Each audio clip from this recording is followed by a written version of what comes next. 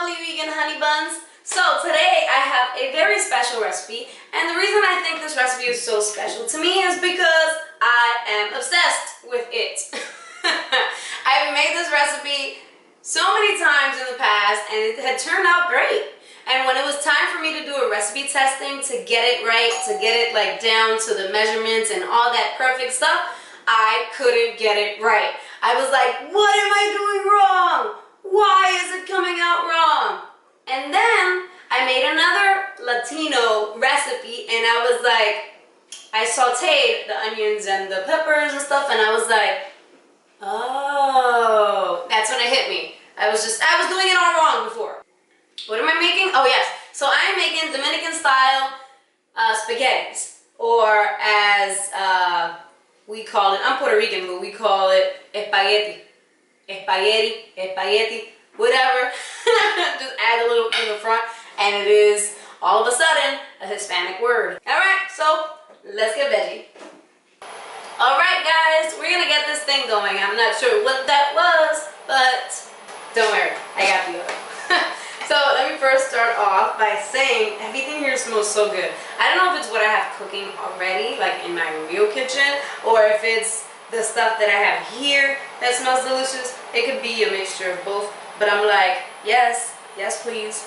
So, anywho, I'm going to be adding in about 2 tablespoons of vegetable oil into my pan here. And into the pan, first we're starting off with the sauce, which is pretty much all I'm going to show you how to make. I'm going to show you how to make the sauce and the spaghettis. Well, hopefully, fingers crossed, you know how to boil some spaghettis. And if you don't, just add some spaghetti pasta into some rapid boiling water that has been salted nicely. I don't ever go with the salted, make it taste like the ocean, because I've been to the ocean plenty of times and the ocean is very salty. So whenever I have tried to make it taste like the ocean and make my pasta like that, it's come out over salted. So don't make it as salty as the ocean. Anyways, alright, so the full recipe to this will be linked down below as usual. And I am starting off with some onion here that have been chopped up. This is actually actually it's a little bit more than half an onion. But if you're using a large onion, you use half an onion, and I'm tossing that in there. I'm also going to be tossing in 1 whole green bell pepper, chopped up. And then we're going to want to add in 1 bay leaf. If I can find the perfect one. I get so picky with like my bay leaves. I mean, I'm the only one who's like super picky about their bay leaves. I don't know which one. I don't know. You know what? Let's go with this guy. All right. So 1 bay leaf in there, and usually I do salt and pepper when I'm sautéing at this point. But since I'm adding other ingredients, I'm not going to. So I'm just adding a little bit of pepper, lot of it, whatever, however much pepper you want to add there. That's the taste. And then I'm also going to be adding in my sazon. I got 2 teaspoons of sazon going in there. And then this is just going to soften up. Oh, the smell is so good. So this is the step that I wasn't doing. And that's why my spaghettis weren't coming out right. I was like, I've made this recipe so many times before. Why isn't it working? But since I normally don't write my recipes down unless I'm going to show it to you guys, I just kind of wing everything. So I was like, okay, I'm doing like this, whatever. And I'm like, what is it? I was just tossing all of this in with everything. I was basically just like tossing everything together. I wasn't getting the flavors out of my onions and peppers before I started everything. And that's where I went wrong. And as soon as I did it, I was like, yes, that's the flavor that I've been going for this whole time, that I know in the past I've gotten, so I don't know what was wrong. Oh, mind you, the reason I'm obsessed with this recipe, or with this style of spaghettis, way more than any other spaghetti. This is like the only spaghetti that I make at home. It's because here in Philly we have Dominican restaurants like in every corner. Not really, but like there's like 5 in a mile. There's a bunch of Dominican restaurants everywhere, and I love getting the spaghettis from them because they're usually vegan. This recipe I know is sometimes made with some evaporated milk, but when I get it from the restaurants, they don't use evaporated milk because they say it's just cheaper. So no meat and no evaporated milk, which makes it totally vegan and awesome. And ever since I tried the spaghettis from the Dominican restaurants, I have never gone back to making regular spaghettis again. Because I was like, why in the world would I make regular spaghettis when I can have these Dominican style spaghettis that are amazing? And then the Puerto Rican style spaghettis are something completely different. Let me know if you guys would be interested in seeing that.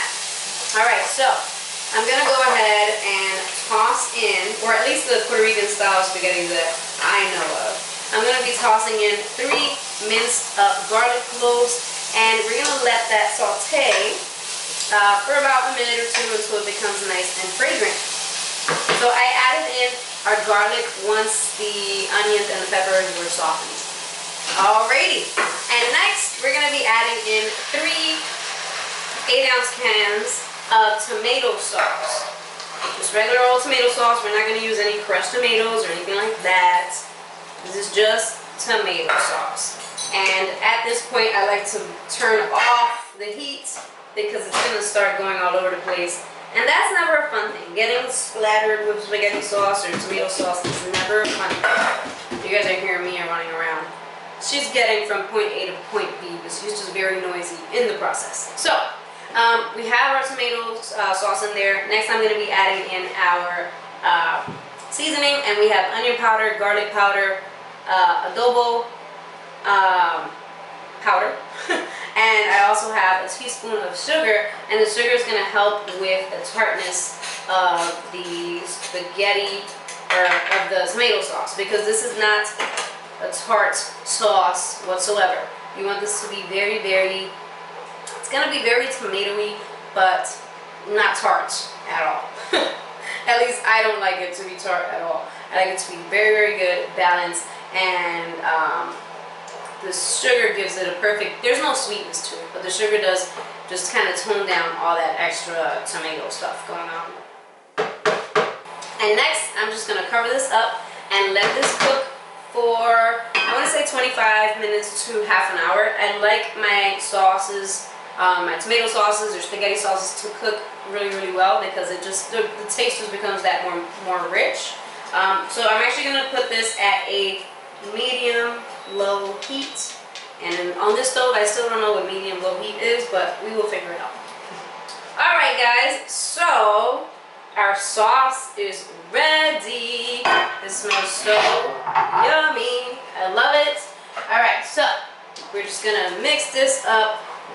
You see how it kind of like thickens up and gets all yummy and saucy and delicious? I like to make sure that every time I make the spaghetti sauce to use a non-stick pan, because it does kind of like stick to the bottom, but since this is like really non-stick, you'll just get all those yummy little flavors going into the sauce. And here I just have some spaghetti that I made a bit earlier, and I'm just going to toss that into there.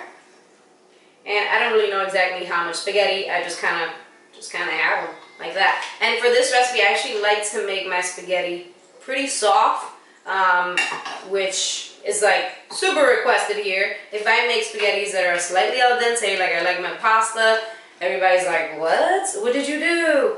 It's not cooked all the way, and everybody starts complaining and blah blah blah. So my spaghettis for this, I usually make them very, very tender. Kind of like, if you guys remember, actually this recipe reminds me a lot of like the Chef Boyardee canned stuff. Oh, don't forget to take out your bay leaf before you mix your spaghettis in, because then someone's gonna, you don't want nobody choking on a bay leaf. And next I'm gonna cover this up on, again, like a medium-low heat for about 5 minutes, just so that the sauce can like get really attached to the noodles and all that good stuff. Alright guys, so it's been 5 minutes. When you're making spaghettis with spaghetti sauce and all kinds of stuff like saucy, there's always like a bunch of splatter, everything. Oh my god, it smells so good. There's like, this is so creamy and so awesome. I love it. So what do? We just plate it. That's all there is to do. Just plate this bad boy. And for me, I like to have like a huge serving of this. I could easily eat half of this whole thing in one sitting. I know that sounds horrible, doesn't it? But it's true. Alright guys, so it's time for the taste test cam. And I'm so ready. I'm so ready. I love, love, love this stuff. Actually, this even tastes better the next day. The next day is like when it's really, really good. My hair's all over the place. I know, I know. I know.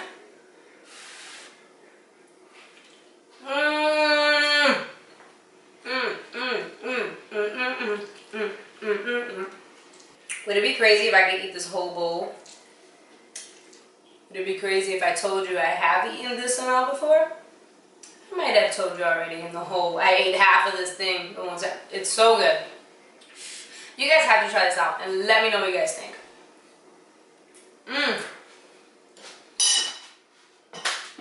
So that's it, you guys. Thank you guys so much for watching. Don't forget to tag me on Instagram using the hashtag #TeamVeggieRolls. If you make this recipe or any of my other recipes, I would love to see what you made, and I would love to know what you think about it, of course.